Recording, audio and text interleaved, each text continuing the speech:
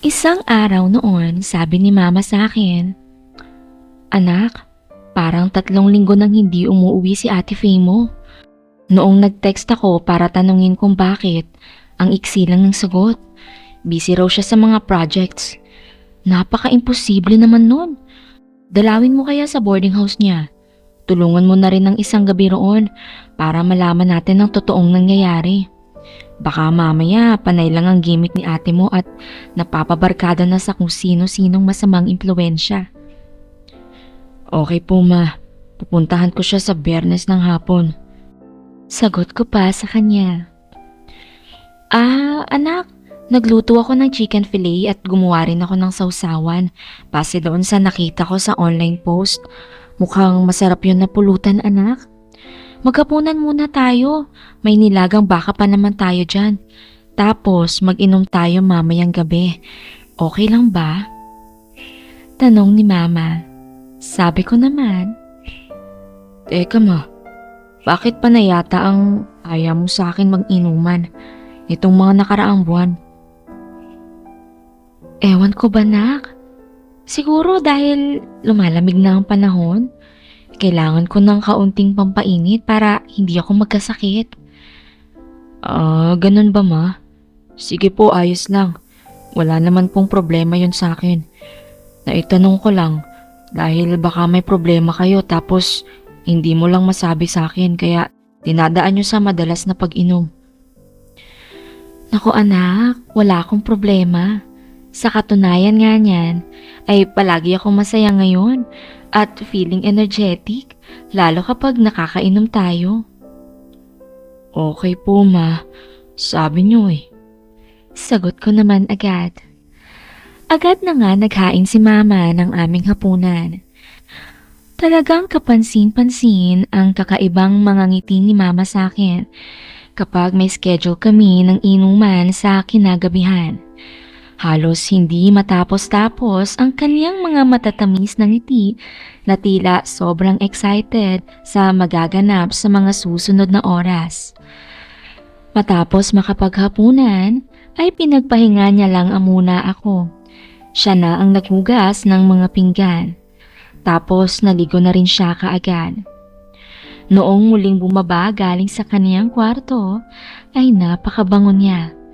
Nakasuot ng manipis na dress na pantulog at halata talaga na wala ng iba sa ilalim noon. Kaya naman napapalunok na rin ako ng laway sa excitement dahil alam ko naman talaga ang dahilan kung bakit niya gusto ng inuman. Nagtungo siya sa kusina para ipainit sa oven iyong mga pinrito niyang fish fillet para hindi malamig. Lalo at inilagay niya iyon sa ref dahil tanghali niya pa raw iyon niluto at may kasabay rin na french fries na masarap din kung mainit at medyo crispy. Ilang saglit pa ay nakita kong papalapit na si mama dala ang tray. Naroon na ang iinumin namin na gin na nakatimpla na sa pitchel na may pineapple juice. Tapos iyong mga pulutan at baso. Agad na kaming nag-inuman. Anak, may girlfriend ka na? Naku, wala pa po ma. May usapan kami ni ate na wala mo nang makikipagrelasyon hanggat hindi pa kami nakakatapos ng kolehiyo. Wala kaming mararating kung uunahin namin ang pakikipagrelasyon. So, wala ka pang karanasan sa bagay na yon, anak? Wala pa po ma eh. Hindi pa rin naman ako nagmamadali sa bagay na iyon dahil alam ko naman na lahat ng tao ay doon naman ang patutunguhan. Magkakaroon ng asawa at mga anak. Kapag nasa ganong stage na ay magiging anli na rin naman sa bagay na iyon. Kaya hindi ako nagmamadali. Tama yan anak. Proud talaga ako sa iyo nak. Mas lalo kong nakikita ang pagpapahalaga niyo sa paghihirap ko para maitaguyod kayo kahit mag-isa lang ako. Salamat anak ha, dahil nakikipagtulungan kayo sa akin para pare-pareho tayong hindi maghirap sa buhay. Opo ma, sino pa po bang magtutulungan kundi tayo-tayo lang din? Ikaw po ma, Wala ka po bang balak na mag-asawang muli? O kahit boyfriend lang, para naman may magtugon sa mga pangangailangan mo, lalo na sa bagay na yun. Yun nga anak ang sasabihin ko sa inyo ni ate mo. Actually, may nakilala akong lalaki. Hindi ko na muna sasabihin ng pangalan. Pero para siyang duplicate ni papa niyo. Gwapo rin siya, matangkad, at matikas ang pangangatawan. Kahit papaano ay nagkakausap kami paminsan-minsan. Kapag okay na siguro kami sa lahat ng bagay, ay saka ko na ipapakilala sa inyo. Ganun po ba ma? Okay lang po sa akin. At I'm sure, ganun din si ate. Alam mo naman na mahal ka rin nun. Salamat anak ha. Napaka-understanding mo talaga palagi sa akin. Para kang si papa mo. Wika niya at niyakap ako ng mahigpit. Bigla tuloy akong nakaramdam ng kakaibang init at may nabuhay na bagay sa sistema ko. Lalo at napakabango niya at nasilip ko na naman ang iilang bahagi ng magagandang tanawin. Pero nagkunyari lang ako na hindi apektado. Nagpatuloy pa kami sa aming inuman at naisip namin ni mama na mag-videoke. Katamtaman lang ang lakas, iyon tipong sa loob lang din ng bahay namin umiikot ang tunog. Sumapit ang pasado 10:00, naisip kong iyon na ang tamang panahon para magpanggap muli na ako si Papa. Dahil sakto na ang karga kong alak. Masarap nang simulan ang bagay na alam kong kinasasabi ka na rin ni Mama. Agad akong sumandal sa sofa. Naramdaman kong hinawakan ako ni Mama sa kamay. Jeric anak, tulog ka na? Hindi ko siya sinagot. Tapos noong sabihin niya, Roland, ikaw na ba yan? Doon ko na dahan-dahang iminulat ang aking mga mata at diretsong tumitig sa kanya. Marife, mahal ko, namiss kita. Akala ko matatagal pa bago tayo magkakasamang muli.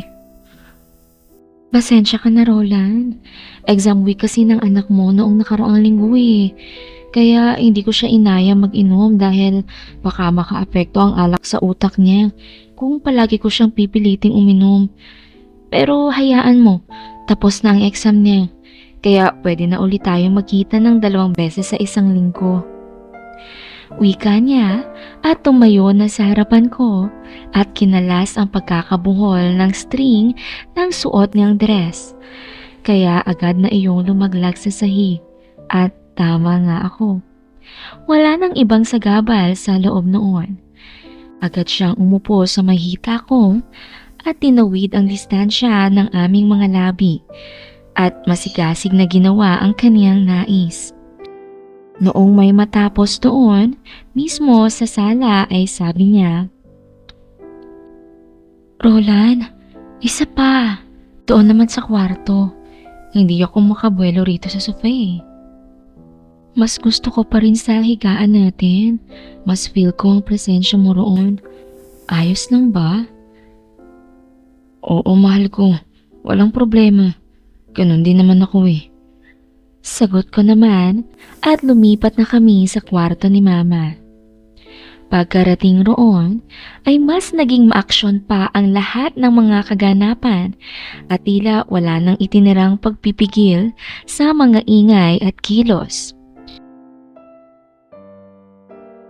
Makalipas ang 1 oras ay pareho na kaming nakahiga at nakatingin sa kisame.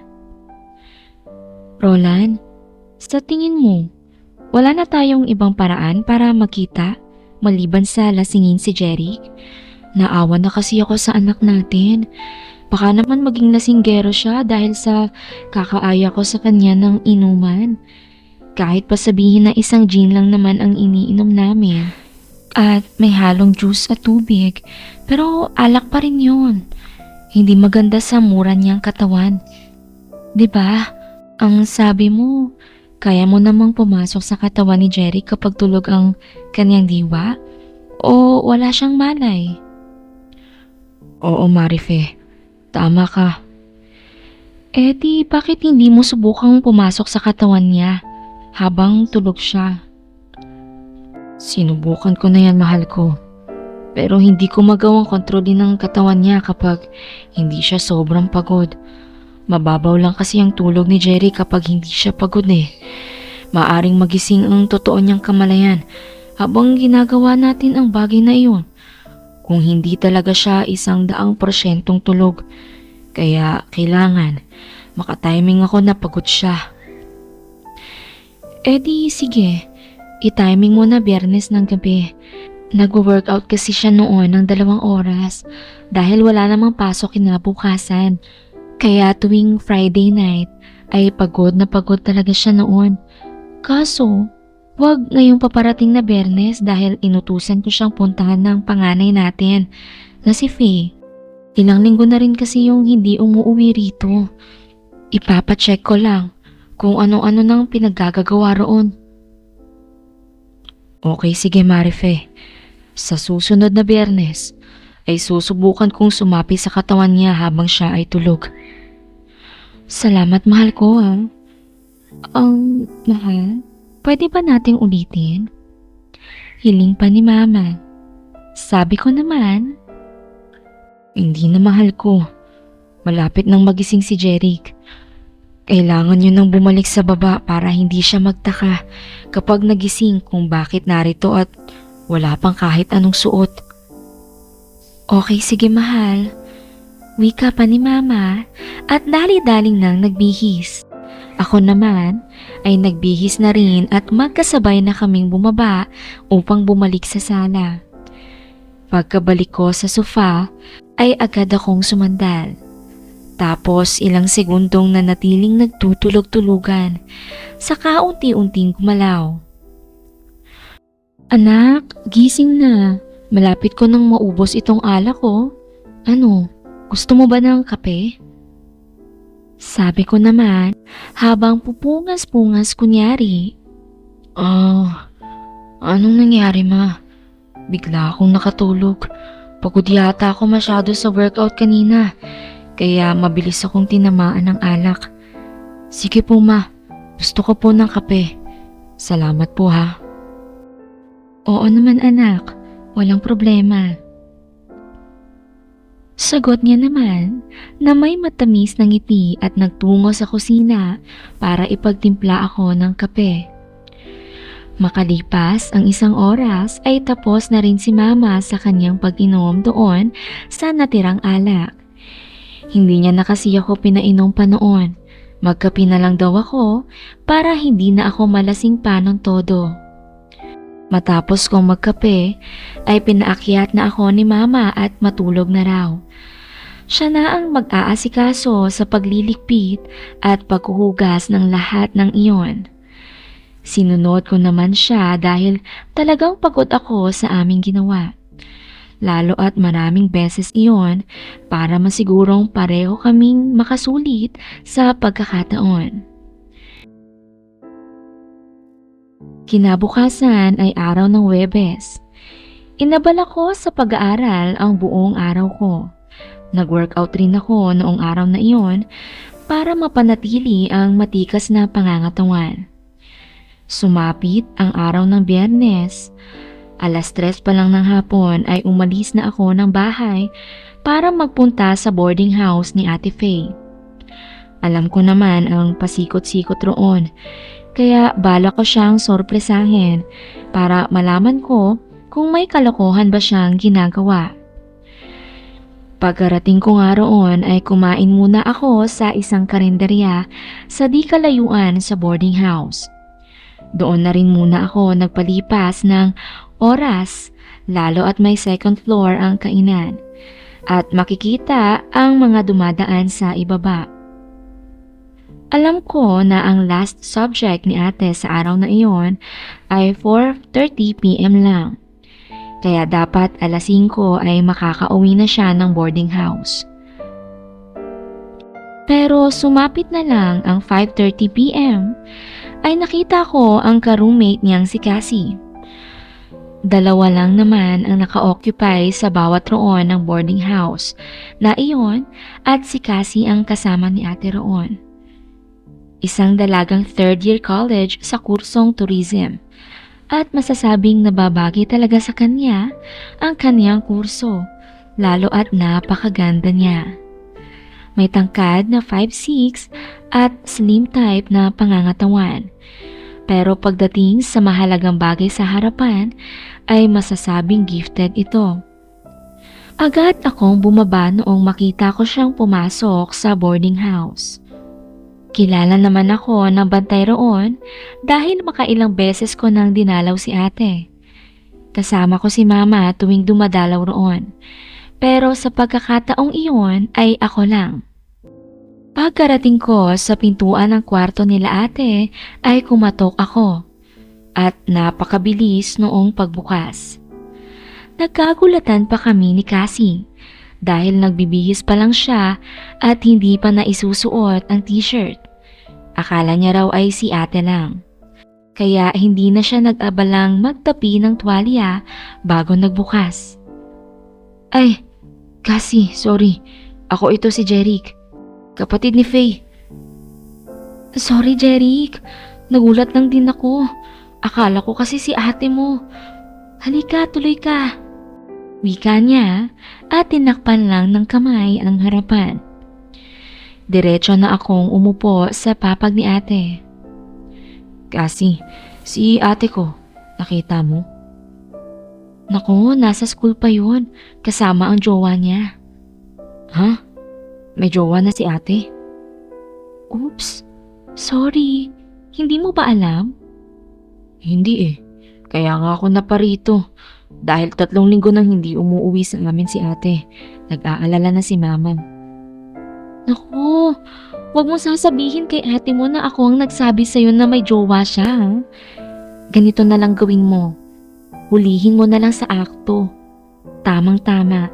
Uuwi ako ngayon sa amin, kaya siguradong mga 30 minutes lang ay narito na si ate mo, kasama ang jowa niya. Malamang maglalaro sila dito ng apoy dahil solo nila ang kwarto. Ikaw na bahala dumiskarte kung paano siya mahuhuli sa akto. Basta, labas ako dyan ha, huwag mo kong idamay sa kwento. Oo, ako bahala, hindi ka rito madadawit. Anyway, salamat sa pagpapatuloy mo sa akin. Oo, sige. Aalis na ako ha. Ikaw na bahala rito. Wika ni Cassie at agad nang umalis dala ang may kalakihang traveling bag na puno raw ng labahan na iuuwi sa kanila. Noong makaalis si Cassie ay nag-isip ako ng paraan kung paano ko mahuhuli sa akto si ate. Wala namang gilid na pwede kong pagtaguan. Mataas at malinis rin ang ilalim. Kaya madaling mapapansin kung may taong magtatago sa ilalim noon. Hanggang sa maalala ko, mag-iwan ng cellphone na naka-recording ang video para recorded ang gagawin nila. Tumayo muna ako sa may entrance ng boarding house at inabangan ang pagdating ni ate. Makalipas ang 15 minutes ay nakita kong paparating na si Ate Faye. Kaya dali-daling na akong pumasok sa loob ng kwarto at pinindot na ang recording sa cellphone na isinandal ko sa gilid. At tinakpan ng mga garapon at basahan. Tanging ang lens lang noon ang hindi ko tinakpan. Saka ako lumabas ng kwarto at tumungo sa banyo. May 4 na cubicle kasi ang banyo nila roon at hindi kalayuan sa kusina ang kwarto ni ate. Narinig kong sinabi ni ate, "Hala, iniwan ni Cassie ang kwarto namin ng hindi nakakandado ah." Sabi naman noong lalaki, "Paano mo naman nasabing umalis na siya? Baka naman lumabas lang para may bilihin. O di kaya nag-CR?" Ano ka ba? Wala na ang traveling bag niya oh, na pinaglalagyan ng mga labahan. Tsaka schedule niya talaga na umuwi sa kanila tuwing Biyernes, diba? Sabagay, tama ka naman. Saglit lang, iilang ako babe ha. Oo, sige ako rin. Sagot din ni ate at pumasok sa kabilang cubicle. Narinig ko pa na mukhang nag-quick bath si ate roon. Makalipas ang ilang minuto ay sabay na silang pumasok sa silid at alam kong magsisimula na ang kanilang matinding sagupaan. Nanatili ako ng 15 minutes sa CR. Saka ako nag-decide na pumunta sa pintuan ng kwarto ni ate at kumatok. Saglit lang, sino yan? Rinig kong sagot ni ate habang nagbubukas ng pinto. Noong nakita kong papabukas na ang pinto ay saka ko sinabayan ng pagtulak, kaya napabukas iyon ng mas malaki. Doon ko nakita ang boyfriend niya na kasalukuyan na wala pang sagabal. Pawis na pawis at naroon pa sa higaan. Nanlaki ang mga mata ni ate. Napabangon naman ang lalaki at nagmura. Sabay akmang susuntok sa akin at tinatanong kung sino ako. Sabi ko naman, "Lakas ng loob mong mangamba. Hindi ka ba naawa sa katawan mo? Kayang-kaya kong durugin yan." Wika ko at hinawakan ko sa leeg at idiniin sa dingding. Nahirapan iyong huminga at nakaamba rin ang kamao ko sa mukha niya. "Jeric, wag please." Sabi naman ng lalaki. "Babe, sino siya? Bakit ang tapang?" "Kapatid ko siya, babe. Si Jeric." Hinila ako ni ate kaya binitiwan ko ang lalaki. "Umalis ka na, bago ko pa simulang magbali ng buto mo." Wika ko. Halata naman ang takot sa mga mata noong lalaki. Lalo at mas malaki na nga ang katawan ko sa kanya. Mas matangkad pa ako. "Huwag ka na magpapakita pa sa ate ko dahil kung hindi, makikita mo ang katuparan ng banta ko." Wika ko pa. Dali-daling nagbihis ang lalaki at umalis. Sabi naman ni ate, "Jeric, bakit ka ba narito?" "Tanong ba yan, te? 3 linggo ka nang hindi umuwi sa atin. Nag-aalala na si mama sa'yo." "Sorry na, busy lang ako." "Busy sa lalaking iyon, sa kakalaro ng apoy." "Hoy Jeric, sobra ka na. Wala kang pruweba sa mga pinagsasasabi mo, kaya tumahimik ka sa mga bintang mo." Wika niya. Napangiti naman agad ako ng lihim sa isipan ko dahil alam kong matibay ang ebidensya ko kapag na-record ko ng maayos ang mga kaganapan sa iniwan kong cellphone sa loob ng kwarto nila. Doon na rin tuloy umikot ang bagong plano sa isipan ko. Gagamitin ko iyon para pasunurin si ate sa lahat ng gusto ko at mukhang magagamit ko iyon para matikman ko rin siya na matagal ko nang inaasam-asam. Ayun, my loves, pansamantala muna nating puputulin dito ang kwentong ito dahil gusto kong malaman ang opinyon nyo kung nagugustuhan nyo ba ang tinatakbo ng kwentong ito. Marami kasi ang nagre-request ng part 2, kaya heto, pinagbigyan ko na kayo. Comment naman kayo kung anong naiisip nyong kahihinatnan ng ate ni Jeric sa kamay niya, pati na ng kanyang ina. Wait ko ang comment mo ha.